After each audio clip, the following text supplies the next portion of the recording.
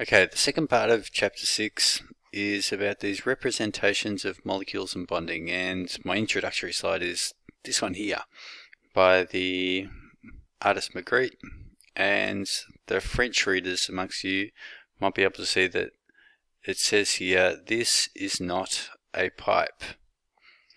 And you might be wondering, well, it pretty clearly is, but the point here is that it's actually not a pipe. You can't pick it up in your hand, you can't put any tobacco in it and smoke it.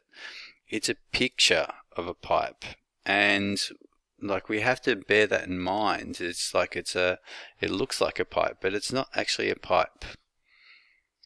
Which brings us to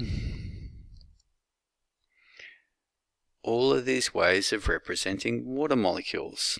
None of them are water molecules, but each of these have their little uses in showing some of the features of water molecules. And so this one here with the electrons is our electron dot diagram.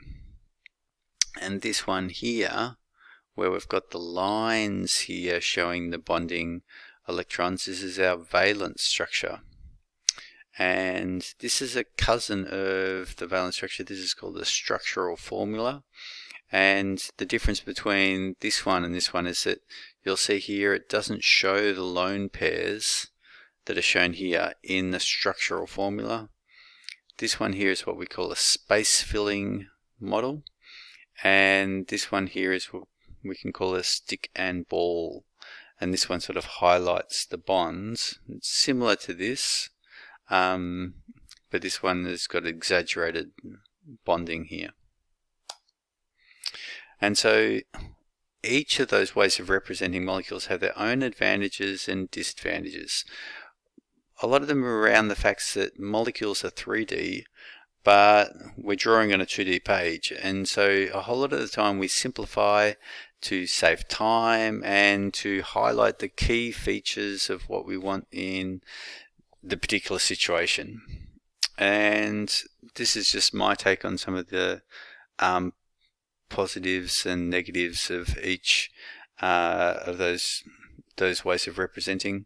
The electron dot diagram, the real positive is it shows all of the valence electrons, and so it helps you remind you that you've got this bonding between atoms, and it's the valence electrons which are doing the bonding. The negative side of it is that it gets really messy when you start getting to big molecules, and you know, some compounds are really big, like proteins, hundreds and thousands of atoms involved. Valence structure, like the electron dot diagram, has the advantage of showing the electrons, and it highlights the bonds by showing that line between the two atoms. And it's got the same disadvantage, it's messy when you get to big molecules. The structural formula is faster.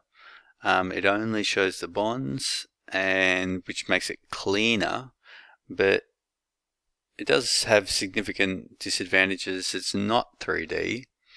It assumes that you understand that there's lone pairs even when it's not showing them to you. Of the last two, the more 3D ones, the ball and stick is good because it shows bond angles, which is relevant for in the 3D world we live in. A disadvantage is that you need to understand what those color codes are about, and so we're starting to learn black is carbon, red is oxygen, blue is nitrogen, white is hydrogen. They're the big four. Space filling is really accurate 3D. It does have some disadvantages. It's time consuming, like you need a graphics program to do it, and you can't actually tell what type of bonding is occurring. You wouldn't know if it's single or double or triple unless you're good at chemistry. And so having said that, you should be able to finish off the those ones from 6.2. and there's some Chapter 6 chapter review questions due next week. Good luck. If you've got any problems, please contact me through Teams. I should be able to respond.